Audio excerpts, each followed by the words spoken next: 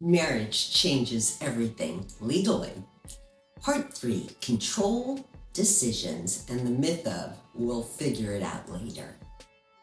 In the first 2 videos of this series, we talked about what marriage changes, whether you plan for it or not. Your money, your property, your exposure to risk. But there's another change that matters just as much. And it's the one most couples don't think about at all until it's too late. Who gets to decide? Who speaks for you if you can't? Who signs if you're not able? Who the law listens to when things stop going according to plan? Hi everyone, I'm Shari Rivkind, co-founder of bridelawyer.com, a lawyer for 38 years and the mother of 4. And that's what this video is about, because love doesn't automatically come with legal authority. Here's something that really catches people off guard. Marriage does not automatically give you unlimited decision-making power over your spouse. Not with doctors, not with hospitals, not with banks, not with investment accounts. Marriage gives you status, not blanket permission. And this is where a lot of very smart, very loving couples get blindsided. Section 1, marriage does not equal decision-making power. If your spouse becomes incapacitated and you don't have the right paperwork in place, things like a healthcare proxy or a power of attorney, you may not be able to act, even though you're married. Hospitals follow documents. Banks follow documents. Financial institutions follow documents. They don't rely on wedding rings, good intentions, or I'm the spouse. Think about it. Are you walking around with your marriage certificate? And this applies in an emergency.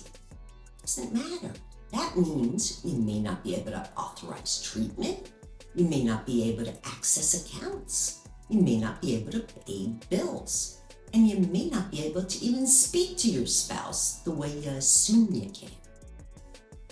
When there's no paperwork, decisions don't default to who loves someone the most. They default to policies, statutes, and sometimes court involvement.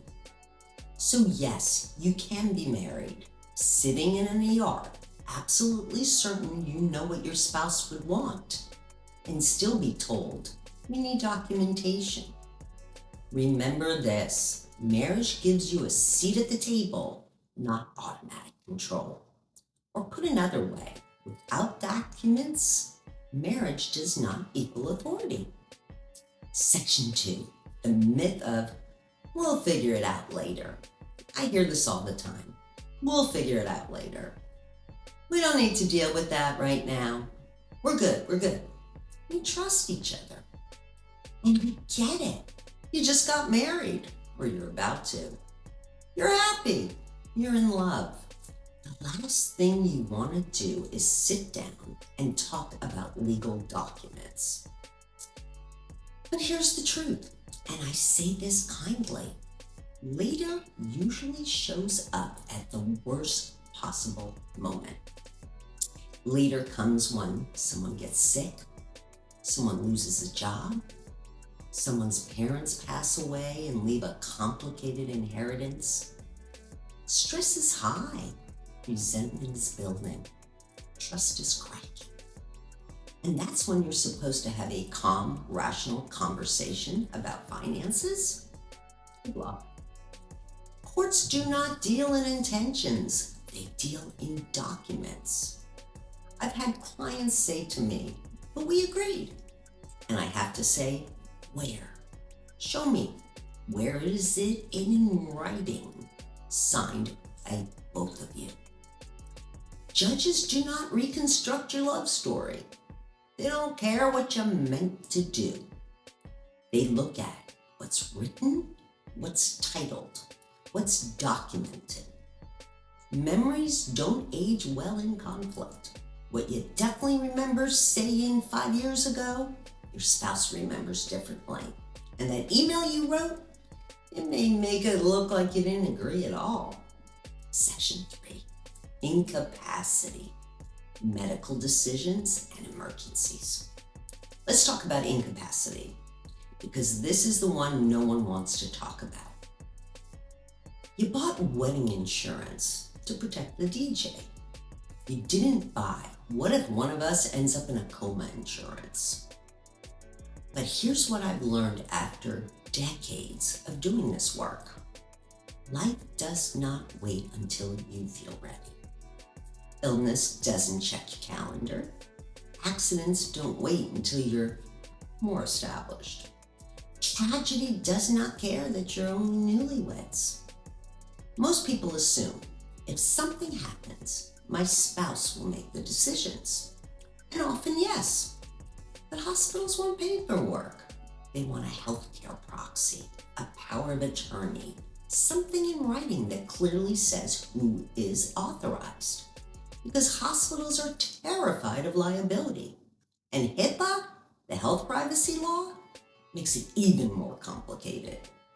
Without documents, doctors may not be able to share information. Spouses can be locked out of decisions. Treatment can be delayed. And you know who does show up with opinions? Parents, siblings, estranged relatives you haven't spoken to in years. Grief makes people loud. Fear makes people controlling. And whoever is the loudest and whoever has the documents often wins. I hear this all the time. My family would never fight over this. My parents love my spouse. I'm not that kind of family. And I believe you until stress enters the room. I have seen the closest families fracture under the weight of grief, fear, uncertainty, money, control. Good people make bad decisions under pressure. The way you protect against this is not by hoping everyone stays calm. It's by having documents that remove the question entirely. What documents? A healthcare proxy. If I can't speak, this person speaks for me. Financial power of attorney. If I can't manage my finances, this person can. These documents are not dramatic. They're not pessimistic. They're protective. Section 4, death, wills, and legal reality. If incapacity is bad, death is worse, right? Let's start with what most married people assume. If I die, my spouse gets everything. My parents wouldn't interfere. No one would challenge this. Sometimes that's true. Sometimes it absolutely is not. And the difference is documents. The law does not work on assumptions. It does not work on, we talked about this. It works on categories. Spouse, child, parent. That's it. In the order and percentages set out by state law. It doesn't know your love story. It doesn't know you've been together since college. It doesn't know your soulmates. It just knows married. And married does not mean what most people thinks it means. What happens if you die without a will?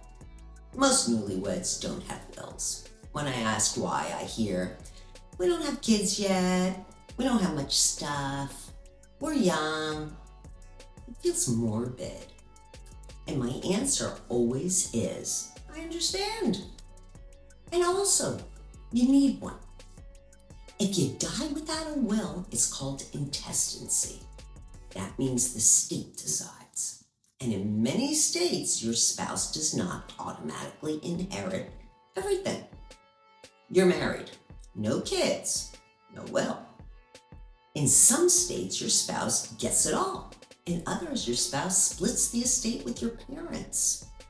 Your parents, wonderful or complicated, now legally own part of what you left behind, possibly including your home, your bank accounts, your car, your personal property. Now, maybe on day one of your marriage, that doesn't bother you.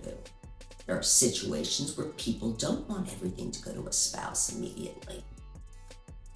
But wouldn't you rather make that decision yourself instead of leaving it to the state. And maybe your parents say, of course this should all go to your spouse. Great. They don't have to. And I've seen grieving parents make decisions that shock everyone. Meanwhile, accounts get frozen, bills still need to be paid, probate takes months, sometimes over a year or more, courts get involved, and your spouse who is grieving is now dealing with lawyers, judges, paperwork, family tension, all because there was no will. A will that could have taken about an hour to draft and cost less than your fancy wedding welcome sign. Section 5. This is not about distrust. I know what some of you are thinking. This feels so unromantic. This sounds like distrust. You're just trying to scare us. No, this is not about distrust. And I am definitely not the scare tactic type of girl. The couples who do best are not the ones who avoided learning how this stuff works. They're the ones who learned early, not because they expected things to go wrong, but because they expected to want to live wonderful lives and respected each other enough to understand what marriage actually changes. You know what's unromantic? Fighting about money in your 40s because you never talked about it in your 20s. Discovering secret debt. Realizing you can't make medical decisions for the person you love the most. That's unromantic. Planning is love. So there you go. A little insight into what marriage really is, at least in the eyes of the law. These aren't secret rules, and they're not all of them. They're just things no one ever explains. Thanks for joining me. I'm Shari Rivkind, co-founder of Bride Lawyer. And if you want to go deeper, you can check out our Prenups 101 video here on YouTube, our 3-part series, Wills Made Simple, also here on YouTube, or our book, I'm Married, What Do I Do Now? Available on Amazon. The links are below in the description, because I do means a lot more than people think. Thanks for watching.